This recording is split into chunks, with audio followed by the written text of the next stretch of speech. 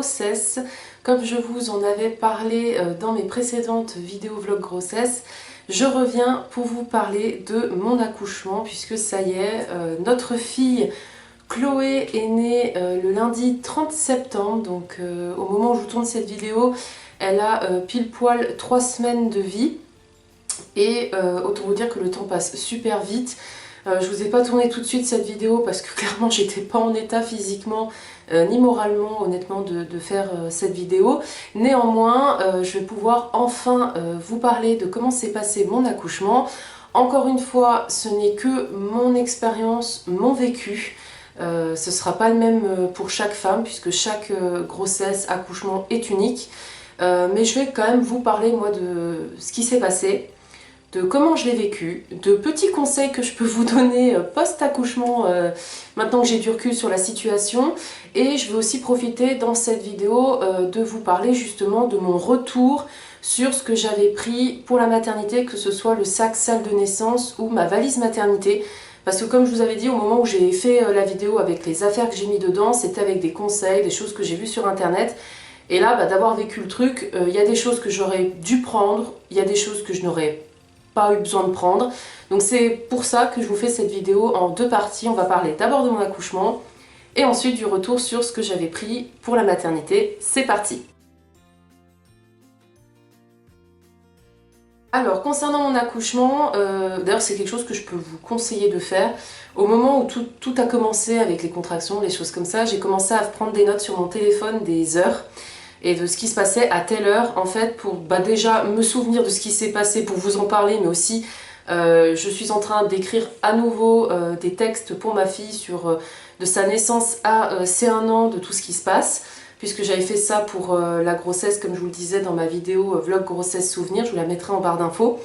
Là j'ai voulu en fait lui raconter comment s'est passé l'accouchement, en tout cas les étapes, comment ça s'est passé. Moi mon souvenir aussi dans mon journal de grossesse. Et surtout ça m'a servi notamment quand je suis arrivée à la maternité pour leur dire à partir de quand les contractions ont été rapprochées, etc. C'est vraiment pas mal. Avant de vous parler du fameux lundi 30 septembre, je vais vous parler du vendredi d'avant. Donc c'était le vendredi 27 septembre. On a dû aller à la maternité le soir dès que mon mari est rentré du travail parce que je sentais moins la petite bouger. Et en gros, quand déjà tout au long de votre grossesse, quand vous commencez à sentir bébé bouger, si vous le sentez un peu moins, on vous dit d'être vigilant et notamment d'aller à la maternité faire un contrôle. Moi, la petite, elle a toujours été très speed dans mon ventre, elle l'est encore d'ailleurs en dehors, elle donne des bons coups de pied, elle est très vive.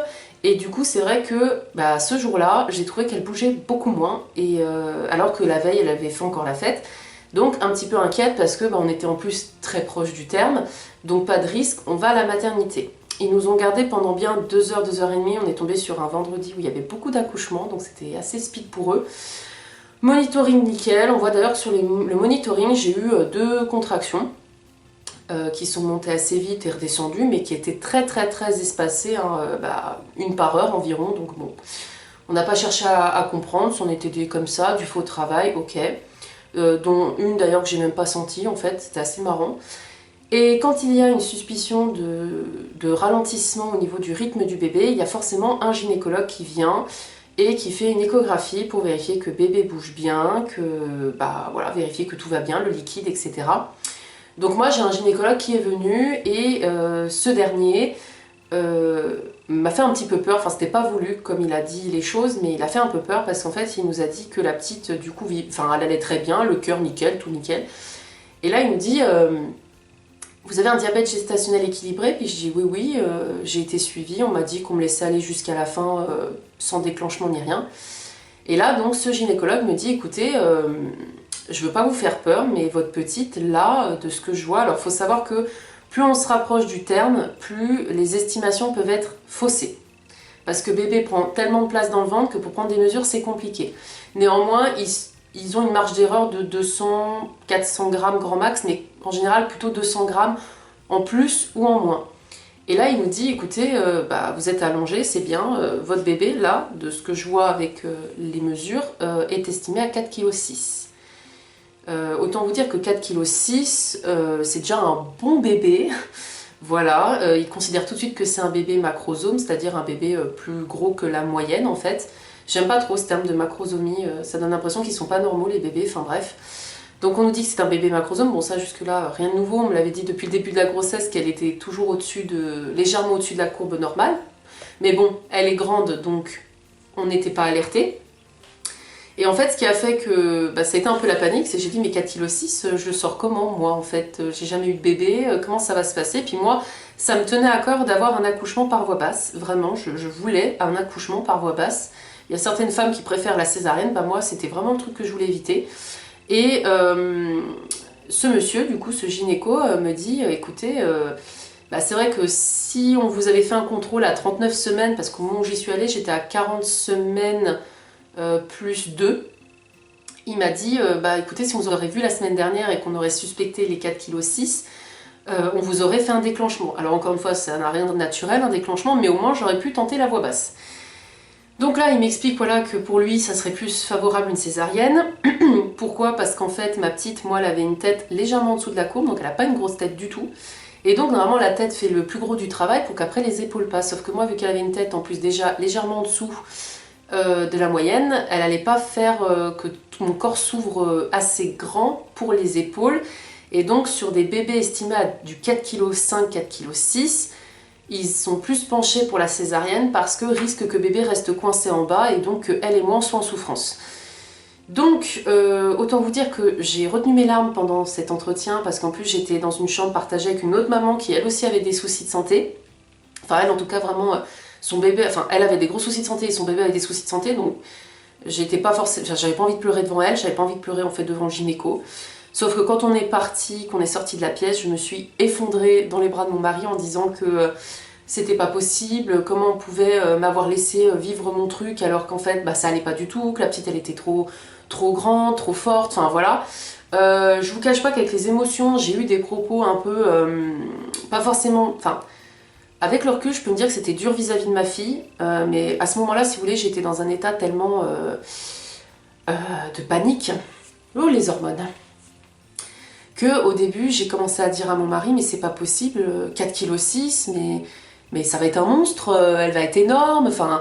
Et quand je disais ça, c'était pas du style mon bébé va être gros et ça sera un monstre. C'est pas du tout ça. C'est juste que je me suis dit, mais elle est hors norme. En fait, à force qu'on vous dise qu'un bébé est macrosome et qu'on vous. Comme on me l'a annoncé, c'est 4,6 kg, genre c'est énorme, vous en venez à vous dire, ouais, mon bébé en fait il est pas normal quoi. Il va être énorme, il va être trop gros pour la moyenne. Comment moi je vais sortir ça? Comment. Est-ce qu'il va aller bien? Enfin voilà, moi, en plus avec le diabète, je me suis beaucoup culpabilisée à me dire, même s'il était réglé et qu'on m'a laissé tranquille, je me suis dit mais en fait non, j'ai fait une bêtise quelque part, il y a quelque chose que j'ai loupé et ma fille à cause de moi va peut-être être diabétique. Enfin voilà, en gros, il suffit qu'on vous dise un petit truc dans votre tête et à ce moment-là vous partez dans tous des scénarios. Donc j'ai envoyé beaucoup de messages à mes proches, un peu en catastrophe en disant que j'étais au fond du trou, que ça virait au cauchemar, que je ne voulais pas une césarienne, j'avais peur de ça, que ma fille elle allait être anormale parce qu'elle allait être trop grosse, elle allait pas réussir à sortir, enfin bref, je suis partie vraiment dans un délire assez violent. Heureusement que j'ai eu mes amis, ma famille vraiment qui m'ont calmée, qui m'ont dit mais non, tu sais c'est des estimations, une césarienne, dans tous les cas t'auras ta petite, c'est ce qui est le plus important. Enfin voilà, on m'a aidé à revoir mes angoisses, mes inquiétudes à la baisse, à relativiser, et mon mari m'a beaucoup aidé aussi parce que lui ça l'a touché quand même, parce que lui la césarienne c'était le scénario aussi qu'il ne voulait pas pour moi, parce qu'il a très peur des opérations, il avait peur de me perdre, de perdre la petite, de nous perdre toutes les deux, enfin voilà.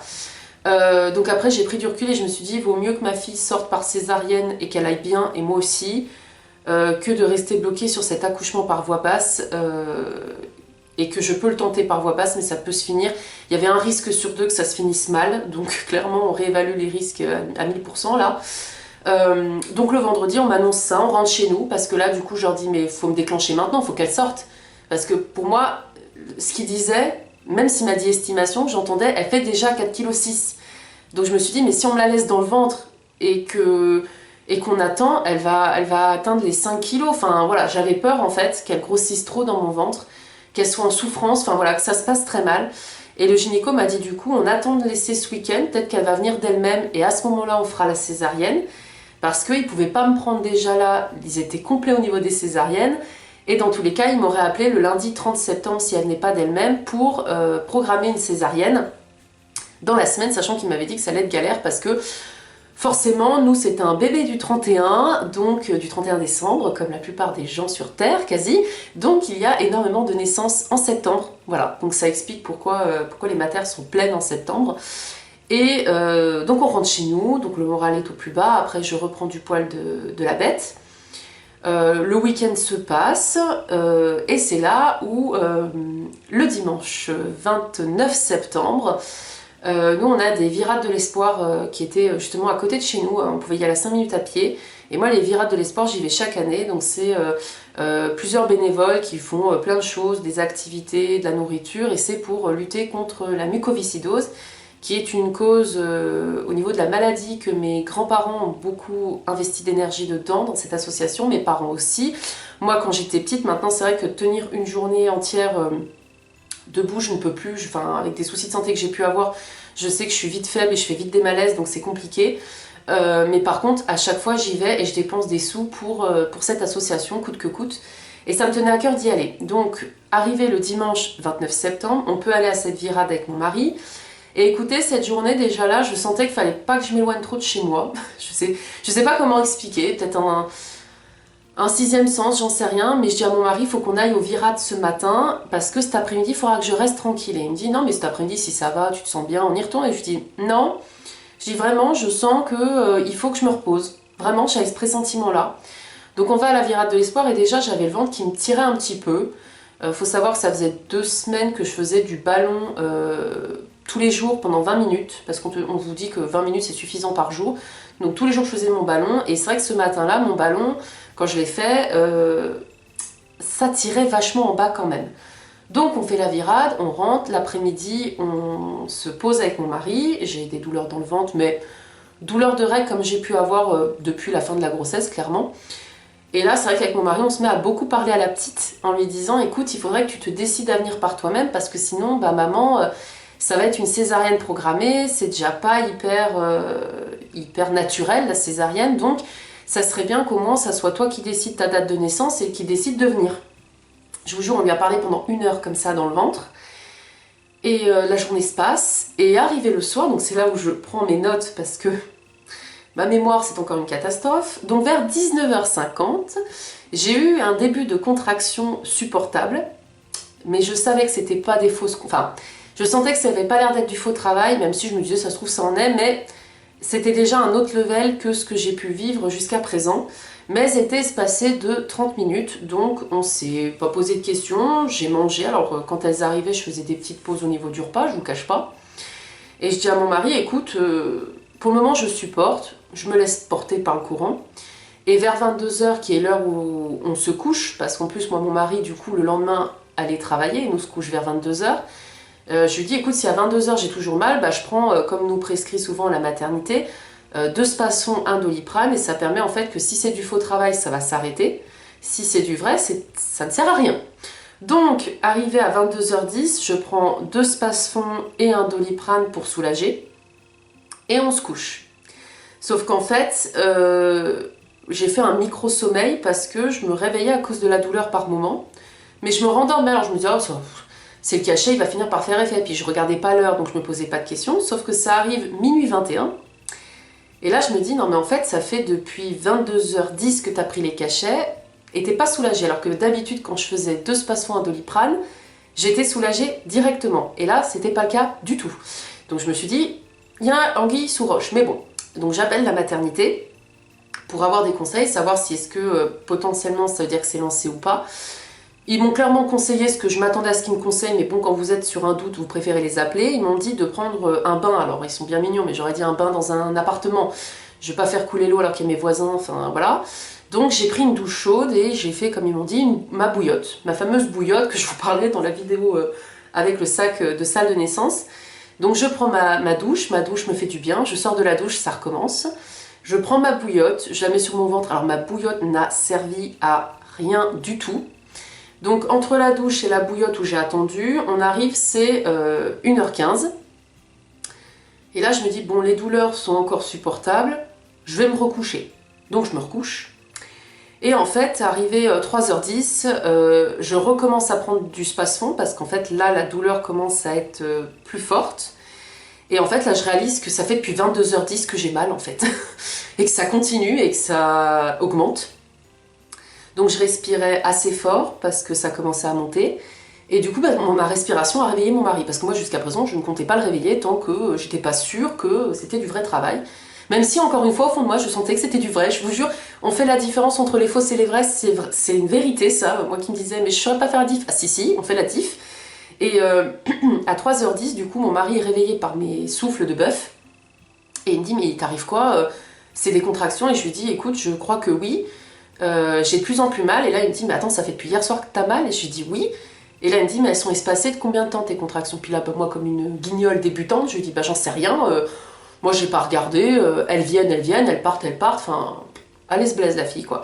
Donc là, il me dit, non, mais là, tu vas te mettre à chronométrer quand même, ça serait bien. Donc, à 3h53, on a chronométré mes contractions de 3h10 à 3h53, elles étaient espacées de 8 minutes. Donc, mon mari était autant réveillé que moi, il m'aidait à tenir, moi, je respirais plutôt fort, j'arrivais plutôt à maîtriser la douleur, même si c'était très fort, mais dans ma tête, je me suis dit... Je sais que ça a l'air d'être des vraies contractions et je me suis dit c'est cool parce que si c'est ça, ça veut dire que ma fille nous a écoutés et que du coup elle vient par elle-même. Et si vous voulez, c'était un peu la victoire par rapport à la césarienne, c'est de me dire au moins elle a choisi de venir elle-même et au moins je vis un début d'accouchement normal, c'est-à-dire que je ressens les contractions, je mets mon corps en travail, même si elle ne sortait pas par voie basse, c'était pas grave, mais au moins je vivais le truc en fait. J'étais dans ma bulle et j'ai limite la douleur, je la supportais parce que je savais que c'était ma fille qui voulait sortir en fait. Donc à 4h06, donc entre 3h53 du matin et 4h06, les contractions sont passées de 8 minutes à 4 minutes. Donc là c'est mon mari qui a commencé à dire on va appeler rapidement la maternité. Là il m'a dit tu files à la douche parce qu'en fait espacé de 4 minutes je vous jure que c'est très court. Parce qu'à peine je faisais un truc, je m'arrêtais dans le couloir en train de faire mon truc parce que je me pliais en deux et je soufflais comme un bœuf. Dans la douche m'a fait espacer mes contractions, mais quand je suis sortie de la douche, c'est reparti. En plus, j'ai eu un liquide chaud qui a coulé entre mes jambes, on ne saura jamais ce que c'était. C'était pas la poche des os, mais je ne sais pas si c'était du liquide, on sécrète hein, quand on est enceinte, ou alors que je me suis fait pipi dessus. Mais clairement, j'ai eu d'un coup du liquide qui a coulé. Donc là, j'ai commencé un peu à me dire, oh putain, elle est en train d'arriver, au secours! Ça se trouve, j'ai attendu trop longtemps. Et donc la maternité nous dit de venir, parce que espacer de 4 minutes, c'est que ça commence à être bien ouvert en bas. Et moi, en fait, comme une bête, je dis à mon mari, mais ça sert à rien qu'on y aille. Je vais y aller, je vais t'ouvrir, t'as 2 ou 3, ils vont me renvoyer chez nous, toi tu bosses demain. On attend encore un peu. Là, mon mari me dit, mais regarde, t'arrives même plus à parler. En fait, c'est vrai que il me parlait, et quand ça arrivait mes contractions, je ne lui parlais plus, j'étais ailleurs, en fait. Et là, j'ai commencé un peu à avoir la panique parce que ça devenait vraiment fort et c'était rapproché. Et du coup, c'est mon mari qui m'a aidé à m'habiller parce que j'étais en transe en fait. J'étais vraiment dans un autre monde. Et le temps qu'on arrive à la voiture, donc de descendre les escaliers, j'ai eu une contraction dans les escaliers. J'étais concentrée sur ne couine pas, ne crie pas, concentre-toi. Alors crier, j'avais pas envie de crier, par contre de couiner, ouais, de faire un peu des bruits du style voilà, j'avais vraiment envie, mais j'ai pris sur moi. Dans la voiture, le trajet pour aller à la maternité, c'est 20 minutes quand il y a des voitures. Là, on a mis peut-être 15 minutes. En tout cas, une chose est sûre, ça a été les 15 minutes les plus longues de ma vie. Les donanes, tout ça, c'était une horreur. Plus on avançait dans la voiture, en plus d'être assis, c'était inconfortable. Mes contractions, c'était une horreur. Je me cambrais sur le dossier passager et en prime, j'arrêtais pas de dire à mon mari que j'étais en train peut-être de me pisser dessus. Tellement je sentais du liquide qui coulait dans mes jambes, enfin bref, c'était vraiment spécial. Du coup, on est parti pour la maternité, c'était 4h31, donc à 4h06, contraction espacée de 4 minutes, à 4h31, on part pour la maternité. Donc on arrive à la maternité donc vers 5h, quelque chose comme ça. Donc arrivé à la maternité, j'ai des contractions avant de franchir la porte de la mater, dans l'ascenseur, donc il n'y avait même pas de 3 pas à faire.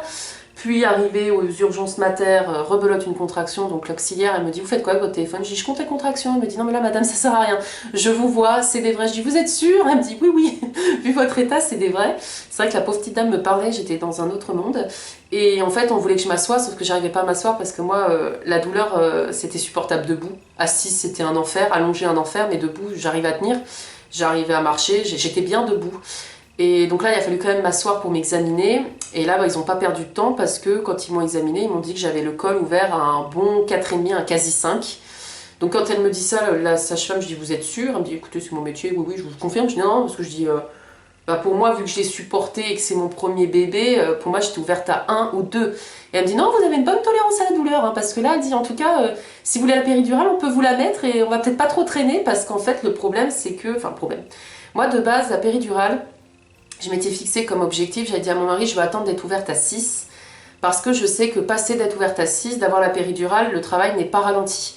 Par contre, si on la met avant, il y a un risque que le travail ralentit, et moi je voulais pas casser mon truc, donc je m'étais toujours dit, j'attends le 6. Donc j'étais quasi ouverte à 5, je pense que j'aurais pu tenir jusqu'au 6, même si ça aurait été compliqué, parce que elles étaient de plus en plus rapprochées, très fortes, je broyais la main de mon mari et je broyais le peigne. Le peigne, très très utile, vraiment je vous le dis, moi le peigne m'a sauvé la vie, je ne l'ai pas quitté de chez moi où j'ai eu les contractions jusqu'à ce qu'on me mette même la péridurale, je vais vous en parler de la péridurale, mais voilà en tout cas, le peigne, mon meilleur ami, donc si un jour j'ai un deuxième enfant, le peigne, mon meilleur ami, vraiment, je vous le recommande à 1000%. Ce qui a fait aussi que mon travail a peut-être été accéléré, je ne saurais jamais si c'est le cas ou pas, mais en tout cas j'avais de l'homéopathie que ma sage-femme m'avait prescrit. Et c'est vrai que quand j'ai commencé à avoir les contractions, je les ai prises et c'est des cachets qu'on prend toutes les 30 minutes alternées entre 2 comprimés. Je ne sais pas si c'est l'homéopathie, je ne sais pas si c'est moi parce que j'ai fait quand même du travail sur mon corps. Est-ce que c'est parce que je fais un accouchement rapide, ce qui est assez surprenant parce que dans ma famille c'est plutôt des accouchements qui durent des heures et des heures. Donc peut-être que l'homéopathie a aidé, j'en sais rien, mais en tout cas si j'en ai un deuxième, je prendrai l'homéopathie. Vous demandez à votre sage-femme, elle sait ce qu'il faut qu'elle vous donne. Donc on décide de me mettre la péridurale parce que, étant donné que dans mon dossier ça a été renseigné le vendredi d'avant qu'il y aurait une césarienne potentiellement, il faut qu'on me parle, et pour me parler il faut que je sois consciente, lucide, ce qui n'était pas le cas avec des contractions qui, quand on est parti d'ici, étaient espacées de 4 minutes, quand on est arrivé à la maternité, étaient espacées de 3 minutes. En gros là elle commençait à être vraiment de plus en plus proche, donc très compliqué d'être concentrée, et elle montait en intensité assez forte au point que heureusement que mon mari était là pour me calmer sur la respiration parce que j'avais tendance à respirer très vite pour m'oxygéner. Sauf que c'est pas du tout la bonne technique, il faut plutôt inspirer longtemps, lentement, et là ça va mieux. Et effectivement, quand on me disait de faire ça, avec l'auxiliaire qui me disait de faire ça avec mon mari, direct ça allait mieux. Mais vraiment, ils m'ont tous soutenue parce que je prenais vachement sur moi au niveau de la douleur. Je cache pas qu'entre chaque contraction, quand ça se calmait, je râlais. Je disais que ça faisait mal, je disais un peu des gros mots, je suis désolée, je dis des gros mots, puis on m'a dit mais vous avez le droit parce que ça fait mal. Je dis ah ouais, on m'avait dit que ça faisait mal, mais je dis à ce point-là, je pensais pas. Donc à 6h06, pile poil, on me pose la péridurale, ça a été très compliqué pour me poser, alors pas parce que je bougeais ou quoi, c'est que la pauvre anesthésiste, j'avais tellement des contractions rapprochées que pour me piquer c'était compliqué. Parce que quand vous avez des contractions, vous avez super mal et que votre seul soulagement c'est d'être debout et que là on vous demande d'être assis, le dos courbé, en rond et tout. J'avais mon mari en face de moi et la sage-femme à côté, donc les deux me soutenaient. Mon mari qui me tenait les mains et qui me disait respire, reste calme et tout, sauf que intérieurement j'avais qu'une envie, c'était d'hurler, de me foutre la paix.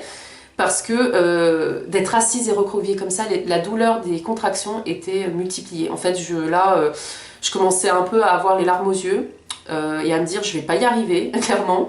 L'anesthésiste a été super parce que d'un coup on a vu la contraction descendre et là elle a piqué direct et moi j'avais dit vous me prévenez juste quand vous piquez mon dos pour l'endormir, mais après quand vous insérez le bordel tout ça je veux pas savoir parce que psychologiquement je peux pas. Donc elle m'a juste dit je pique, donc elle a fait nickel, ça fait pas mal. Ensuite elle m'a inséré le truc qu'on sent très bien, elle a pas besoin de nous le dire, on le sent qu'elle nous insère quelque chose dans le dos. C'est pas douloureux, c'est une sensation vraiment chelou. Et alors forcément, au bout d'un moment, quand elle m'a enfilé le truc, réflexe qu'on a très souvent quand on met une péridurale, ma jambe elle s'est levée, j'ai failli taper mon mari avec. Mon mari a failli se prendre un coup de pied dans la tronche. Du coup je dis désolée, parce que je sais pas contrôler quoi. Donc on me met la péridurale. La péridurale qui met 20 minutes à faire effet, donc autant vous dire que pendant ces 20 minutes très longues, j'ai eu bien mal. Mon mari me parlait j'étais dans ma bulle, hein, j'étais ailleurs. Je faisais toujours mon peigne pour tenir, je soufflais comme un bœuf. Et le problème, c'est que quand on peut appuyer pour envoyer la péridurale, alors je sais pas si c'est que j'ai pas assez appuyé, pourtant on a vraiment écouté quand elle nous a dit au bout de 20 minutes, vous réappuyez, enfin on a vraiment tout chronométré. Moi, elle a quasi pas fait effet en fait, la péridurale. Elle a fait effet sur le principe de oui, mes contractions étaient moins douloureuses, néanmoins elles étaient quand même douloureuses. Et surtout, elles étaient violentes en fait. Elles montaient très vite en intensité, elles redescendaient vite. Mais elles étaient très douloureuses et donc je ne sais pas si c'est moi qui ai mal géré la péri ou je sais pas, je ne saurais jamais. Néanmoins, vu que la péri commençait à faire effet pour eux, parce que moi j'avoue, enfin, ils ont bien vu qu'elle faisait pas effet à 100%, mais j'étais quand même un minimum lucide. Le gynécologue de garde est venu, donc c'était pas celui qu'on avait vu vendredi, et là c'est un gynéco qui est super bien, qui a opéré ma mère d'ailleurs et qui est génial. Elle commence à nous expliquer, voilà, pour elle en tout cas, son collègue, voilà, il fait une estimation, il y a une erreur de marge de 200 grammes, mais pour elle et la sage-femme, à la vue de mon ventre, c'était pas un bébé de 4,6 kg, c'était impossible, ils en ont vu et le ventre était beaucoup plus gros. Par contre, un bébé de 4 kg, c'était sûr, 4,2 kg, 4,4 kg. Pour eux, c'était au moins ça. Du coup, le gynéco fait son speech de sécurité qui nous dit que eux préconiseraient une césarienne parce que diabète gestationnel, même s'il est équilibré, diabète gestationnel, quand on se rapproche de la fin, on ne sait jamais comment ça va se passer avec un bébé. De 2, périmètre crânien un peu plus petit que la moyenne, donc pour faire passer les épaules, compliqué. Et comme il disait encore, j'aurais eu un premier accouchement, le chemin était fait, et ils avaient un dossier sur comment j'ai réagi à cet accouchement par voie basse. Là, premier bébé, le corps n'est pas du tout fait, n'a pas fait encore son chemin pour expulser un bébé, donc ils étaient moins emballés, mais après comme ils ont dit, c'est votre choix, maintenant ils ont dit, il y a un risque sur 2, que bébé reste coincé au niveau des épaules, et là on n'est plus du tout sur un schéma d'une césarienne qui se passe dans la meilleure des conditions, feu vert pour tout le monde, le mari est là, vous êtes bien, on est tranquille, on discute. Là on passe à une césarienne code orange voire rouge, suivant la détresse vitale du bébé ou la mienne. Et là si c'est code orange, papa est là mais ça se passe de manière très rapide, on n'a rien le temps de faire. Et rouge c'est carrément on m'endort et le papa n'est pas là. Donc quand on vous dit quand même qu'il y a un risque sur 2 que ça se passe mal, et un risque et une chance sur 2 que ça se passe bien, vous prenez pas le risque. Alors moi j'avoue, avant qu'elle vienne me parler, je regarde mon mari et je dis moi je la sens, je vais la sortir par voie basse, je gère les contractions, je suis sûre que mon corps en est capable. Ça me tenait tellement à cœur que j'étais à fond en mode rien à faire, voie basse. Mais quand elle nous a refait le discours et que j'ai vu mon mari qui était pas rassuré, que je me suis dit mais est-ce que ça vaut le coup juste pour ton plaisir personnel de faire un accouchement par voie basse au risque que ça se passe mal et potentiellement un risque pour le bébé ou pour toi ou pour les deux. Est-ce que ça vaut le coup? Non. Donc j'ai pris sur moi, du coup avec mon mari on a dit césarienne et je suis partie pour la césarienne à 6h48. Donc à 6h48 on me place juste avant la sonde urinaire qui était le truc qui me faisait plus peur que la césarienne, soit dit en passant. Mais qui est supportable, c'est au niveau de... Alors moi, vu que j'avais la péridurale qui faisait un minimum effet, je sentais, ça me faisait un peu mal, mais ça allait. Pour vous comparer la douleur, si vous posez la question, c'est quand bébé appuie sur la vessie, la fameuse petite piqûre, enfin aiguille vive qu'on sent un peu sur la vessie, c'est la même chose, donc c'est supportable, c'est juste que c'est pas agréable du tout. Et c'est très spécial d'avoir un truc branché là, mais bon, j'arrive toujours pas à comprendre comment ils font. Bref.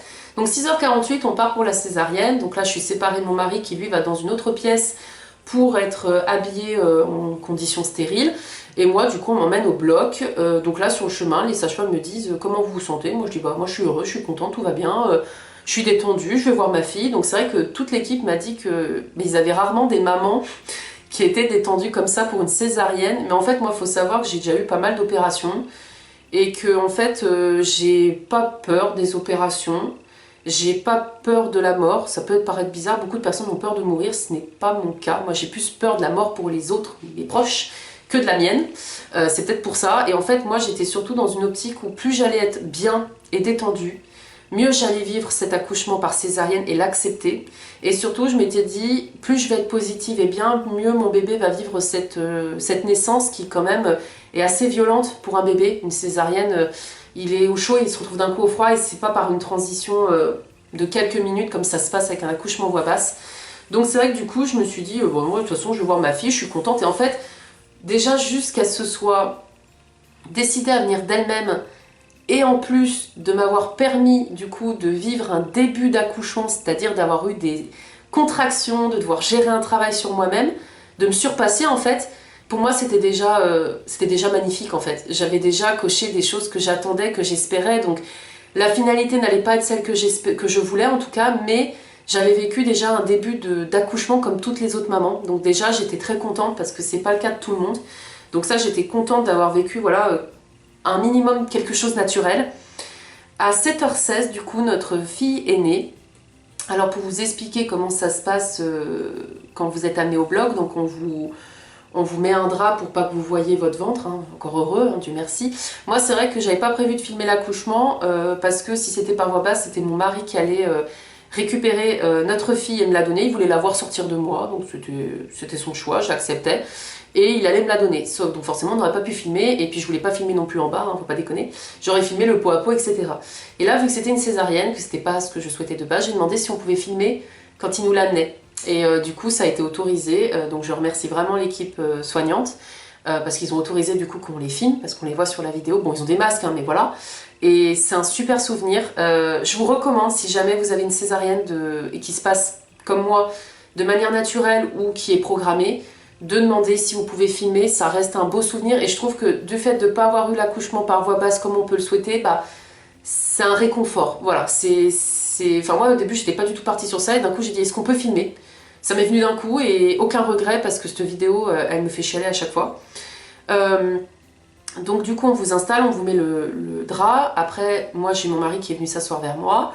Alors là c'est vrai que quand on vous fait la rachi-anesthésie, donc une anesthésie beaucoup plus forte, c'est très spécial parce qu'en fait vous sentez votre bas du corps avec des fourmis mais violentes, mais vraiment vous avez jamais eu des fourmillements pareils.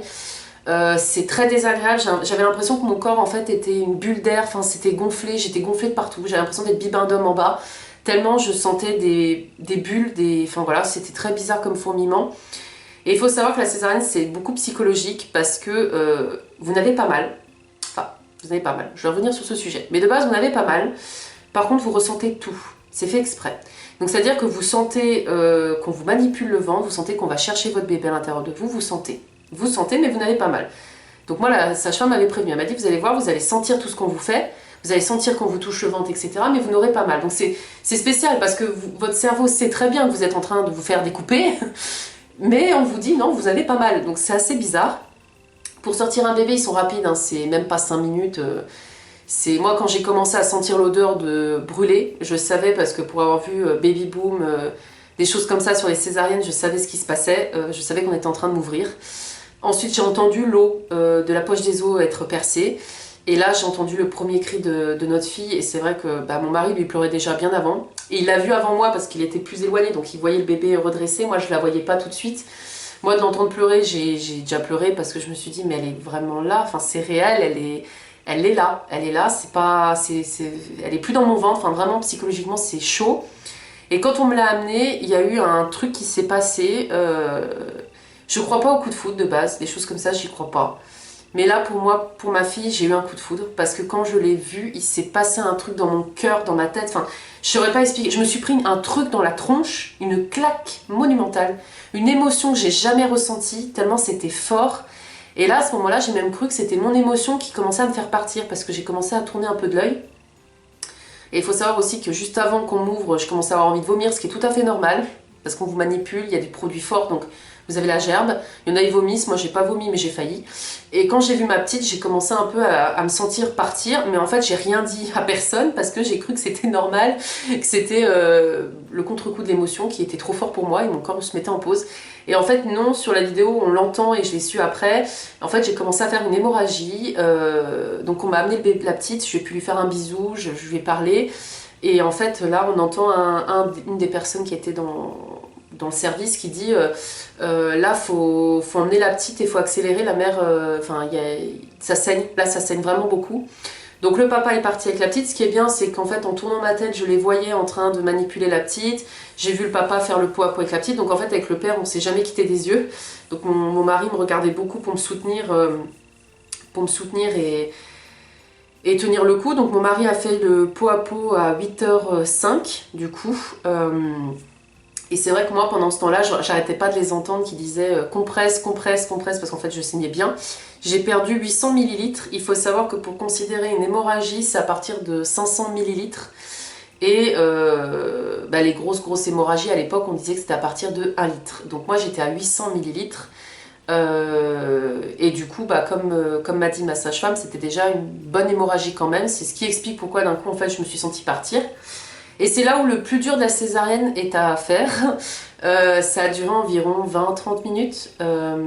Quand il vous referme, faut pas oublier qu'on vous a ouvert 7 couches pour arriver jusqu'à la poche du bébé. 7 couches, c'est un truc de malade.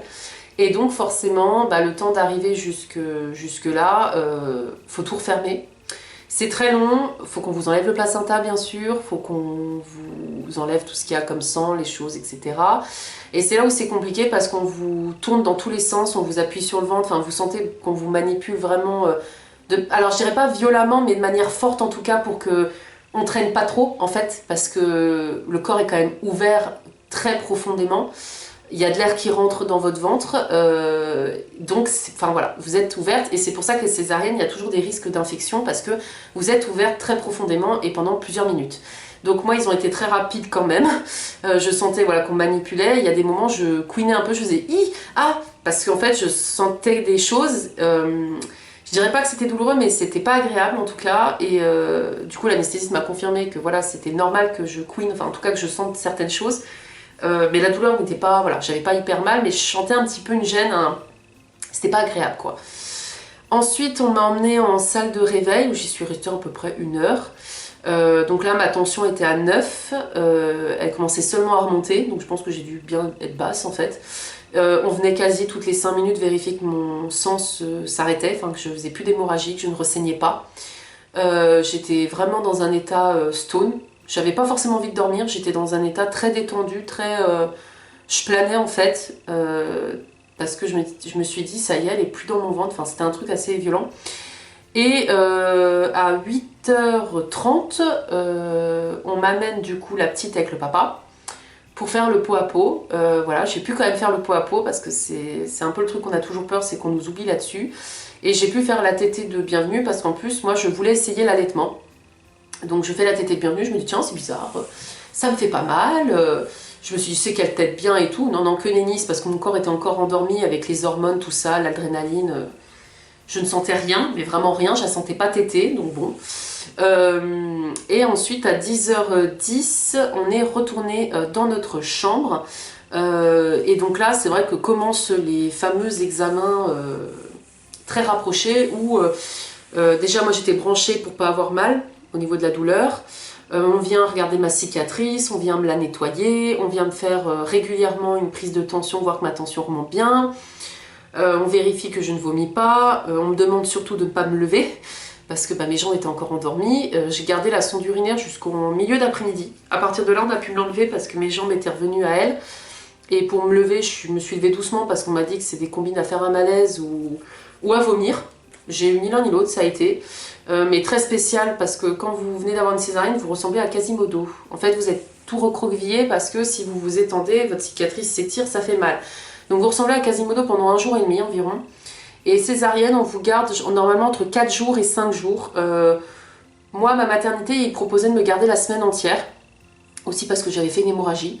Donc je suis restée du lundi au vendredi. On est parti le vendredi matin, voilà. Mais en gros, je suis restée 4 jours parce que le vendredi matin n'a pas servi à grand chose à part préparer les affaires, donner un dernier bain à la petite, faire le dernier check-up et on est parti quoi. Donc moi j'ai trouvé que c'était bien de rester comme ça, au moins j'étais en sécurité, entre guillemets, parce que mine de rien j'avais eu une césarienne. Là on atterrit avec mon mari, on réalise ce qui s'est passé et tout. Et c'est là où je dirais que c'est le plus compliqué post-accouchement, c'est les douleurs liées à la césarienne parce que le corps se réveille par moments. Vous avez des cachets, mais vous pouvez pas les prendre à part du Doliprane et un autre cachet un peu plus fort. Et c'est des cachets que vous prenez toutes les 6 heures. Entre les 6 heures, la douleur se réveille. Il n'y a pas. Donc c'est pas évident. Se tourner dans le lit, c'est pas évident. Moi, mon mari, heureusement, est resté dormir avec nous. On a eu la chance d'avoir une chambre individuelle parce que justement, En fait, quand vous avez une césarienne, mettez-vous bien ça en tête, vous n'arriverez pas à vous laver en bas. Quand j'entends en bas, c'est-à-dire vos jambes jusqu'aux pieds, vous ne pouvez pas vous laver, c'est impossible. Vous ne pouvez pas vous baisser, vous pouvez pas. Vous pouvez pas vous rhabiller, mettre une culotte, tout ça c'est impossible. Donc votre mari est là pour vous aider et heureusement. Même si moi j'étais un peu en mode putain, t'as 30 ans, t'es en train de mettre une couche, t'arrives même pas à te laver les pieds, enfin bref, bon. C'est parce que le corps avait ramassé et mon mari là-dessus a été un amour, même pour m'aider à me remettre dans le lit, à me border, parce que fallait m'aider à mettre le coussin, la couverture, parce que dès que je me redressais, j'avais mal. Quand la petite faisait du bruit ou quoi, il pouvait s'en occuper, parce que moi le temps que je me redresse, il pouvait s'écouler 5-10 minutes. Donc c'est vrai que heureusement que mon mari était là. Et c'est vrai que nous, la maternité était géniale parce qu'ils ont toujours été aux petits soins. Quand on a eu des questions avec la petite, toujours aux petits soins. Vraiment super. Et donc voilà par rapport à mon accouchement au niveau du récit. Et maintenant, je vais vous parler juste de 2-3 petites choses par rapport à ma valise maternité et le sac de salle de naissance. Donc concernant le sac salle de naissance, pour ceux qui ont vu la vidéo, sinon je vous le redis, j'avais pris donc ma bouillotte, clairement ne m'a pas servi, parce que moi je suis arrivée à la mater, ça a accéléré tout, hein. Mais je reste sur le principe que si un jour j'en ai un deuxième, je la reprends parce qu'encore une fois, là tout s'est accéléré parce que j'ai eu une césarienne. Je n'aurais pas eu la césarienne, j'aurais attendu avant pour la péri, et puis de toute façon j'aurais eu la péri. J'aurais peut-être voulu avoir ma bouillotte pour me réconforter, etc. Donc je reste sur le fait que ça, c'est des objets à avoir quand même dans votre sac, parce que tout va dépendre de la rapidité de votre travail. Moi, ça s'est fait vite, mais ça ne se serait pas fait vite. J'aurais été bien contente d'avoir ma bouillotte. Mon plaid aussi, même s'il faisait chaud à la matin, mais toujours avoir un plaid sur soi, je vous assure, c'est utile. Le peigne, comme je vous l'ai dit, vraiment, le peigne. La nourriture, parce que même si moi j'étais à jeun depuis la veille au soir, nickel, parce que j'avais même pas mangé avant de partir de chez nous, justement parce que je me suis dit potentiel césarienne, on va éviter que je dégueule. Par contre pour mon mari ça a été très utile parce que même s'il avait pas faim, je l'ai forcé à manger, à boire un multifruit avant la césarienne pour qu'il tienne le coup, parce qu'il commençait à être un peu livide d'angoisse. Donc au moins il a mangé, il a bu, donc vraiment je vous recommande d'avoir à manger, à boire, ne serait-ce que pour votre mari, qui tienne la route. Après, honnêtement, culotte et paire de chaussettes n'a servi à rien, parce que dès lors qu'on arrive, ils nous mettent la blouse et on est à poil. Et autre chose aussi qui n'a servi à rien, à rien pour la salle de naissance, encore une fois, parce que moi ça a été rapide, mais ça n'aurait pas été rapide, ça aurait pu être utile. Ma fameuse robe de chambre que j'avais, qui se déboutonnait de partout, qui était justement pour si le travail allait être long, que je l'enfilais pour être tranquille pour les examens, etc. Ça, c'est quelque chose que je reprendrai aussi si j'ai un deuxième. Néanmoins, là, ça n'a servi à rien, parce que moi, ça a tellement été rapide qu'on m'a mis la blouse directe, et on m'a foutu à poil, et puis go, on y va, quoi. Donc voilà. Je reste sur le fait, c'est des choses qui peuvent être utiles quand le travail est plus long, et quand on vous garde un peu plus longtemps, ce qui n'a pas été mon cas, moi ça a été très vite. Donc je dirais que ce que j'ai mis dans mon sac salle de naissance, brumisateur ne m'a pas servi, mais parce qu'encore une fois, pas un accouchement par voie basse, le petit éventail non plus, mais pareil, pas un accouchement par voie basse. Franchement, tout ce que j'ai mis dans cette valise, je le garderai quand même pour si j'ai un deuxième. Donc en tout cas, ma valise sac, salle de naissance, tout ce qu'il y a dedans, je vous recommande d'y avoir. Les sucettes, tout ça, parce que ça aurait pu me servir par voie basse. Ma culotte, bon, moi parce qu'ils m'ont enlevé, mais pareil, au cas où, peut-être si ça dure longtemps pour un rechange avec des lingettes intimes, une paire de chaussettes, voilà. Tout ce qu'il y avait dans mon sac salle de naissance, honnêtement, aurait pu être utile.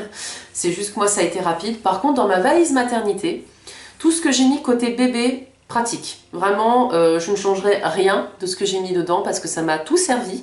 C'est plutôt mon côté à moi où il y a des choses qui n'ont pas servi. Alors en tout cas, les tenues que j'avais pris sur Shein pour être à l'aise de grossesse, génial, parce qu'à la mater il faisait chaud, donc j'étais souvent en short et en t-shirt avec ces ensembles. Des fois, j'étais même qu'avec le haut et en couche, on va pas se mentir, parce que je sortais pas de ma chambre et que vu qu'on m'examinait toutes les 2 minutes, très souvent, j'étais en couche et les sages-femmes et auxiliaires s'en foutent en fait.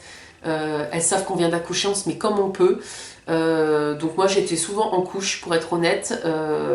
Et du coup ma chemise de nuit me servait le matin pour aller chercher mon petit déj sur un plateau et le ramener dans la chambre, parce qu'avec mon mari du coup il y en avait toujours un qui restait avec la petite. Et le petit déj on devait nous aller le chercher, mais le reste des repas c'était livré. Et du coup, c'est vrai que ma robe de chambre m'a servi à ce moment-là, et elle m'a servi aussi chez nous pour traîner la journée parce que je ne rentrais plus dans rien et j'avais mal avec ma césarienne. Donc au niveau de mes affaires, tout m'a servi sauf deux choses, je dirais. Deux, trois choses. Alors la première, je ne sais pas ce qui m'a pris comme idée, mais bon, en soi, je peux comprendre certaines mamans. Je vous avais dit que j'avais pris un petit peu de maquillage, puisque certaines disaient que post-accouchement, pour se sentir bien dans sa tête, etc., on a envie de se maquiller, de se faire belle. C'était pas du tout mon cas. En fait, moi, clairement, j'en avais rien à faire d'être pas maquillée, d'avoir une tête de 6 pieds de long. En fait, j'étais tellement fatiguée que juste déjà d'avoir du temps pour moi, de me laver alors que j'avais déjà mal, de me laver les cheveux, déjà, rien que ça, parce que ça a été une épreuve aussi, c'était déjà bien. C'était déjà bien et j'avais pas du tout envie de me maquiller en fait. Et même pour sortir de la maternité le vendredi, je n'étais pas maquillée. Je recommence à me maquiller depuis peu qu'on a des visites. Là aujourd'hui parce qu'on va sortir se promener et que ça fait 3 semaines que j'ai accouché, donc la vie reprend son cours. Mais sinon, je peux vous dire que clairement, ça serait à refaire, je ne prends pas de maquillage. Si un jour j'en ai un deuxième, il n'y aura pas de maquillage dans ma valise, ça ne sert à rien pour moi. Parce qu'aussi, moi je suis à l'aise avec le fait d'être démaquillée, je suis souvent pas maquillée. Et je m'assume pas maquillée, donc du coup, en soi un maquillage, à part mascara, crayon, rouge à lèvres, j'ai rien sur la peau. Donc je m'en foutais d'être démaquillée en fait, vraiment. Donc pour moi le maquillage n'a servi à rien. Peut-être que pour vous ça vous servira si vous êtes quelqu'un qui aime être maquillé souvent. Moi par exemple le dimanche je suis jamais maquillée. Enfin l'été je suis quasi pas maquillée. Je suis très à l'aise avec ça. Si vous êtes à l'aise avec ça, le maquillage vous servira sûrement à rien. Si vous êtes quelqu'un qui a besoin de maquillage pour vous sentir bien, ce que je respecte et que je peux comprendre, bah prenez le maquillage. Et après rien n'empêche d'en prendre un petit peu. C'est pas ça qui m'a pris 10 plombs de place dans la valise, mais ça a été complètement inutile. Mais alors inutile. Autre chose inutile, alors je pense que c'est parce que j'ai eu une césarienne, mais même si j'avais pas eu une césarienne, si vous accouchez par voie basse, ça sera inutile aussi. Ma petite trousse où j'avais mes chaussettes et mes culottes. Alors autant les chaussettes, oui, utiles. Les culottes. Les culottes. Les culottes en plus taille basse, parce que je mets des culottes taille basse. Inutile. Inutile parce que de toute façon, que vous accouchiez par voie basse ou par césarienne, vous allez perdre beaucoup de sang. Moi, ça s'est arrêté il y a 2 jours. Voilà, donc on est à 3 semaines de naissance de ma fille, ça s'est arrêté il y a 2 jours. Donc au début, vous perdez énormément de sang, style presque comme une hémorragie, hein, mais c'est pas une hémorragie, mais vous perdez, vous perdez, vous perdez. Donc là, c'est couche, mesdames, c'est couche. Que vous soyez accouchement par voie basse ou césarienne, c'est couche. Et idéalement, les couches, moi j'avais 2 paquets, j'avais les Always Discreet noirs, j'avais des serviettes hygiéniques Always Discreet, génial ces serviettes hygiéniques parce que je tenais beaucoup d'heures avec quand même. J'arrivais à tenir une matinée et après je changeais, je tenais une après-midi avec une autre serviette hygiénique pour pas déjà tacher ma couche. Mais des fois j'ai eu des débordements et ma couche a super bien absorbé. Et j'avais aussi des couches blanches toutes simples de Intermarché. Celles-ci je n'ai pas pu les mettre. Je n'ai pas pu les mettre parce que, alors déjà la qualité elles sont pas ouf, moi j'en ai déjà une qui s'est déchirée une fois en étant chez moi, donc pas dingue. Donc je les recommanderais pas, ou en tout cas si vous les prenez, prenez une taille au-dessus de la vôtre, parce que moi j'ai pris taille L, ce qui est ma taille, mais en fait avec la césarienne, ces couches arrivaient pile sur ma cicatrice. Donc c'était horrible, donc j'ai pas pu les mettre. Par contre les Always Discreet que j'ai pris avec ma taille L, étaient nickel, elles arrivaient au-dessus, elles arrivaient au niveau de mon nombril, donc elles n'allaient pas sur la cicatrice, donc celles-ci ont été géniales. Si je dois en reprendre, je prendrai que des Always Discreet. Alors oui, elles sont pas données, mais elles sont géniales. Ces couches, déjà, elles sont noires, donc on se dit si ça saigne ou quoi, on voit pas. Mais par contre, pour les sages-femmes qui viennent vérifier le fond de votre culotte, je ne rigole pas, elles viennent vérifier. Moi, au début, on m'a dit « Ah, mais c'est noir et tout ». Je dis « Non, non, l'intérieur est blanc », parce qu'en fait, oui, la protection à l'intérieur est blanche pour voir le flux de sang. Donc vraiment, Always Discreet, parfait, merci Always. Pareil pour les protèges, les serviettes hygiéniques Always Discreet, génial. Du coup là j'en ai des paquets mais que je garde pour mon retour de couche quand j'aurai mes règles qui risquent d'être fortes. Mais là du coup j'ai plus besoin. Mais conseil les filles, si vous avez une césarienne programmée ou si vous avez une césarienne et que vous êtes à la maternité, dites à votre mari d'aller vous acheter des culottes taille haute. Parce que moi là ça faisait 3 jours du coup, 2-3 jours que mes règles, mon sang, parce que c'est pas des règles, mon sang d'accouchement était en train de s'arrêter comme des règles normales. Mais le problème c'est que j'arrivais pas à mettre mes culottes parce que vu que c'est des tailles basses, elles s'arrêtent sur la cicatrice. Donc je m'en suis commandé là des tailles hautes. Là j'en ai mis dès que j'arrive un peu à faire qu'elles soient élastiques quoi. Mais c'est vrai que voilà, pensez à, si une césarienne est programmée, vous aurez besoin de culottes taille haute, on vous le dit pas, mais je vous le dis. Et si c'est pas programmé, mais vous en vivez une, bah, vu que vous êtes à la mater, vous êtes avec des couches, mais dites à votre mari pour qu'en retour, quand vous rentrez chez vous, vous puissiez remettre des culottes, mais taille haute, parce que vraiment, j'insiste, la ligne de la cicatrice sur votre... Enfin, la ligne de la culotte sur votre cicatrice, c'est juste insupportable. Et il faut savoir aussi que suite à une césarienne, moi on me l'avait pas dit, vous avez des piqûres tous les jours qui font pas du bien sur les cuisses pour éviter une phlébite. Donc c'est une piqûre qui en général brûle un peu, ça fait un peu mal. Des fois ça endolorit un peu votre cuisse, vous gonflez, vous avez des bleus et vous gonflez. Donc c'est vrai que moi en accouchement en automne j'étais bien. Je n'allais pas aller à la plage de toute façon. Mais c'est vrai que du coup je suis toute bleue sur mes cuisses. On croirait qu'on m'a tapé clairement. Ou que je me suis piquée, droguée, j'en sais rien. Mais bref, c'est pas très joli. Et en fait en sortant de la maternité, on vous demande de faire ça encore pendant 10-12 jours. Soit vous vous piquez vous-même, ce que je suis incapable de faire, parce que je savais qu'elle faisait mal, celle-là, et je ne suis pas infirmière, donc non. Soit on vous prescrit une ordonnance pour que vous fassiez venir une infirmière chez vous, c'est ce que j'ai fait et que je ne regrette pas, parce qu'en plus, l'avantage de faire venir une infirmière chez vous qui vous fait la piqûre, c'est qu'en plus de ça, elle peut regarder votre cicatrice. Et moi, c'est ce qu'elle a fait, elle a regardé ma cicatrice, et elle a vu en fait que bah voilà, elle cicatrisait bien, elle m'a donné des conseils, etc. Donc vraiment, si vous avez une césarienne, je vous conseille d'après faire venir une infirmière chez vous pour vous faire les piqûres, et comme ça bah, vous êtes tranquille. Voilà au niveau des choses que je pourrais dire. Donc, finalement, ma valise et mon sac salle de naissance étaient plutôt corrects. C'est juste voilà, le maquillage et les culottes taille basse, inutiles. Alors pour moi, inutile.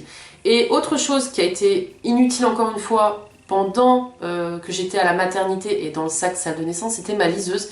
Je pensais que j'allais lire, honnêtement vous n'avez pas le temps parce que... alors, encore une fois, sac salle de naissance peut-être parce que accouchement qui dure longtemps et peut-être que ça m'aurait occupé, j'y crois pas trop, sait-on jamais. Par contre à la maternité, dès que le bébé est là en fait, vous lisez pas quoi, vous la regardez. Mon mari m'avait pris la télé pour 3 jours, je l'ai à peine regardée, franchement, si ça à refaire on la prendra pas. Parce qu'on l'a quasi pas regardé. Bon, moi ça m'a tenu compagnie quand le midi et le soir il rentrait parce qu'il mangeait pas avec nous le midi et le soir. Il mangeait que le matin avec moi. Le midi et le soir il rentrait chez nous pour les repas, pour s'occuper du lapin, et il revenait de toute façon l'après-midi et le soir dormir avec moi, mais les repas on n'était pas ensemble. Donc c'est juste là où je mettais la télé pour pas être toute seule, et encore parce que souvent j'avais la petite dans les bras, enfin voilà. Donc voilà par rapport à mon récit sur l'accouchement, ce que je conseille, ce que je conseille pas, mais vous voyez que finalement, dans ce que j'ai pris, quasi tout m'a été utile, sauf le maquillage et les culottes taille basse. Mais sinon, franchement, si je dois refaire un jour une valise ou quoi, je revérifierai ma valise maternité que j'avais fait la vidéo, parce que je remettrai exactement les mêmes choses, sauf le maquillage et les culottes taille basse. Là, je mettrai des culottes taille haute, je me ferai pas avoir. Et pour répondre peut-être à votre question sur l'allaitement, que vous êtes peut-être dit, du coup, est-ce que tu as allaité ou pas, ou est-ce que tu allaites ou pas, la réponse est non. J'ai allaité la première journée qu'elle est née, parce que du coup, première fois où je vous dis je ne ressens rien, la deuxième je commence à sentir, je me dis c'est pas agréable, la troisième je dis ah non, en fait déjà j'ai mal, et de deux, en fait j'étais pas à l'aise avec ça, et du moment qu'on n'est pas à l'aise, c'est-à-dire que moi j'étais même pas à l'aise à l'idée de l'allaiter à l'extérieur et que les gens me voient, même si je me cachais, j'étais pas à l'aise avec ça, et pour moi si on n'est pas à l'aise à l'idée d'allaiter à l'extérieur, c'est qu'on n'est pas quelque part à l'aise avec sa décision à 100%, qui est quand même de nourrir son enfant, c'est qu'on n'est pas à l'aise avec notre corps par rapport à ça. Donc du coup je ne l'ai pas allaité plus, le soir on est passé au biberon, mais j'étais quand même fière de moi, et les sages-femmes m'ont dit que c'était cool d'avoir déjà essayé une journée, parce qu'il y en a, ils essayent pas du tout, et elles m'ont dit au moins vous n'aurez pas de regrets, et je sais déjà que si un jour j'ai un deuxième bébé, je ferai uniquement la tétée de bienvenue, et pas la suite, parce que moi le fait de l'avoir allaité quand même une journée, elle m'a déjà stimulé la poitrine, ce qui fait que ma montée de lait a été assez forte et a duré, puisque j'ai seulement depuis 4-5 jours le lait qui commence à ça, enfin j'ai plus de montée de lait, et ça fait que 4-5 jours que mon lait commence à arrêter de sortir, donc c'est très long, alors que j'ai des copines qui ont fait que la tétée de bienvenue ou qui l'ont pas faite, et elles le lait, elles ont eu une montée de lait, mais ça s'est arrêté au bout de 3 jours quoi. Elles sont rentrées chez elles, c'était fini. Que moi je suis encore avec des choux verts, du froid sur la poitrine, enfin voilà. Je fais attention de ne pas les stimuler, quand elles pleurent des fois ça me réactionne un peu le truc, mais voilà, c'est ce qui fait que moi il m'aura fallu presque 1 mois pour que mon lait arrête de produire. Mais voilà, en tout cas moi aucun regret là-dessus, au moins j'ai essayé, mais le biberon me convient le mieux, et puis comme ça c'est vrai que mon mari peut m'aider parce que parce qu'il y a une fatigue, on va pas se mentir, mais ça j'aborderai toutes ces choses-là dans une vidéo postpartum, comme je vous disais, avec retour sur le matériel acheté pour bébé, parce qu'il y a déjà des petites choses que je pourrais vous dire. Mais j'attends un peu, parce que là, le postpartum, je ne suis que en plein dedans, et je sais qu'il dure, mais j'ai pas encore assez de recul pour vous dire certaines choses de mon vécu. Il faut que j'attende d'en vivre d'autres, je pense, mais en tout cas, je vous ferai une vidéo postpartum pour vous dire un peu comment je me suis sentie en revenant chez nous, etc. En tout cas, cette vidéo est maintenant terminée. Elle aura été très longue, mais au moins vous saurez tout de l'accouchement. Ça peut en rassurer certaines, d'autres, ça peut vous donner une idée aussi des conseils que j'ai pu donner. J'espère que ça vous aura plu. N'hésitez pas, comme toujours, à me dire en commentaire si vous avez accouché, comment s'est passé votre accouchement. Je suis curieuse. Est-ce qu'il y a des choses que j'ai dit que vous retrouvez? Est-ce qu'il y a des conseils aussi que vous pouvez donner? Je suis preneuse, hein. Il y a peut-être des choses que je n'ai pas pensé, donc je suis preneuse et je pense que d'autres personnes seront preneuses. Et comme toujours, n'hésitez pas à mettre un emoji en lien avec un bébé, un biberon, un poupon, etc. Et je vous dis à très vite pour de prochaines vidéos. Salut!